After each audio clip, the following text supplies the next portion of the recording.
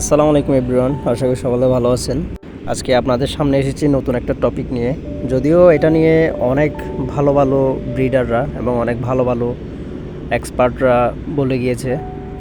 যেহেতু রেসিং পিজিয়নের জগতে আমিও পা রেখেছি, সো আমিও কিছু ধারণা কালেক্ট করি এবং আমারও একটা এক্সপিরিয়েন্স হয় এইটা সম্পর্কে, সেটা আপনাদের মাঝে তুলে ধরার চেষ্টা করলাম। ভুল ত্রুটি হলে অবশ্যই ক্ষমার দৃষ্টিতে দেখবেন।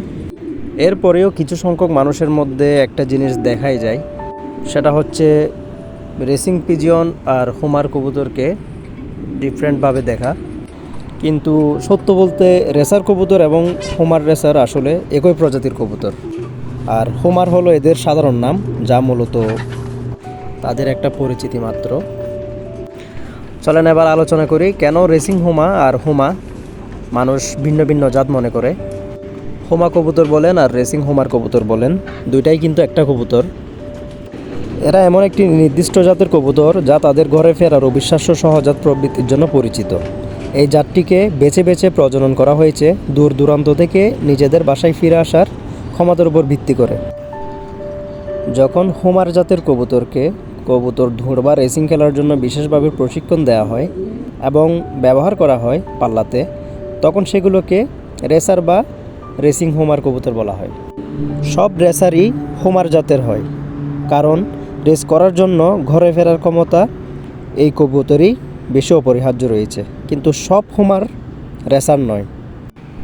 এটা কী জন্য বলছি সেটা আমি ক্লিয়ার করব। আমি আমাকে দিয়ে বোঝাই। মনে করেন আমি একটা ভালো স্ট্রং লাইনের ভালো একটা ব্লাড লাইনের কবুতর আমি কালেক্ট করলাম, হোক সেটা অকশন থেকে বা হোক সেটা ইম্পোর্ট করে, যে কোনো উপায়ে ধরেন আমি একটা ভালো ব্লাড লাইনের, মানে যেটা 500-700 কিলোমিটার পাড়ি দিয়ে আসছে বা পাল্লা দিয়ে ফার্স্ট হয়েছে, টপ 10-এর মধ্যে আছে, এমন একটা কবুতর আমি মনে করেন কালেক্ট করলাম। এখন কালেক্ট করে এনে দেখলাম কি বাসায় আমার তো মাদি নেই। এখন বাসায় একটা মাদি বা গিরিবাজ হোক বা এটা অন্য একটা জাতের হোক, দেখলাম similar, same height, same wait, দেখতে একদম দুইটাকে একই লাগছে। সো মন গড়া, মানে আমার মনে ভালো লাগছে বিদায় আমি পেয়ারিং করে দিলাম।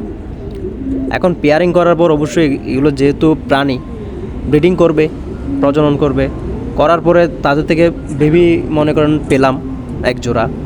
এখন দেখা গেল বাচ্চা যখন বড় হওয়ার পর একটা বাবার মতো হয়েছে আর একটা মায়ের মতো হয়েছে।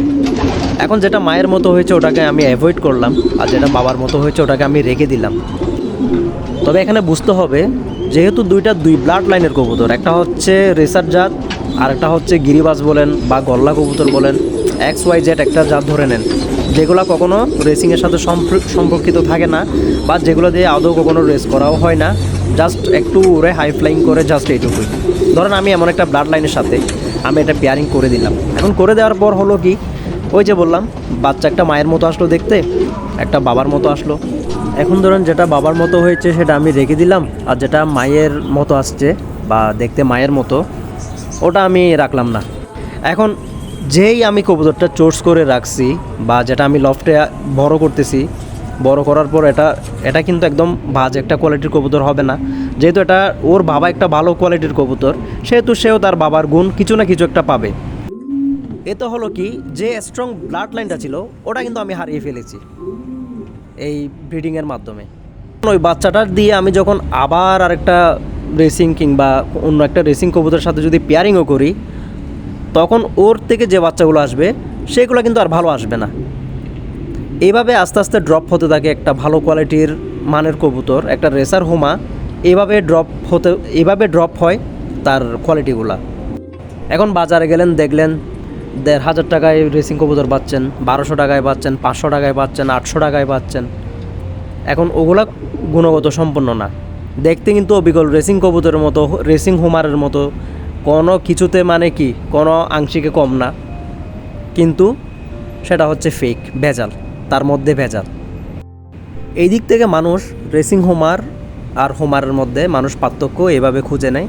সেই জন্য এটা একটা মানুষের মধ্যে গেঁথে গেছে যে হোমার কবুতর ভালো না, ভালো ব্লাড লাইনের না, আর যেগুলো রেসিং হোমার এগুলো হচ্ছে ভালো এবং বেস্ট। আসলে না ভাই, কথা হচ্ছে ব্লাড লাইনের উপর। এই কবুতরগুলা যেগুলো অরিজিনাল রেসার হোমা, এইগুলা কিন্তু তাদের ব্লাড লাইন দেখে দেখে শনাক্ত করে তারপরে কিন্তু ব্রিডিংয়ে দেয়।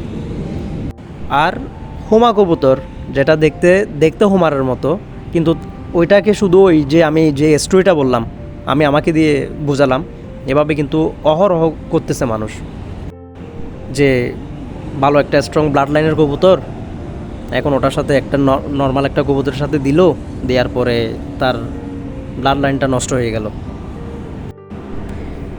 এইভাবে মূলত হোমার কবুতর আর মানে রেসিং হোমা আর হোমার কবুতর ভাবে পৃথক করা হয়েছে, কিন্তু আসলে সত্যিকারে যেটা আসল অর্থে রেসিং হোমার মানেই হোমার কবুতর, হোমার এদের জাতি একটা, তবে এটাকে পৃথক করা হয় জাস্ট এই মাধ্যমে, মানে এই প্রসেসটার কারণে এই আজকে আমাদের মানে বাজারে রেসিং হোমা আর হোমাকে আলাদাভাবে দেখে, কিন্তু আসলে মূলত এরা আলাদা নয়, এরা একটাই জাত।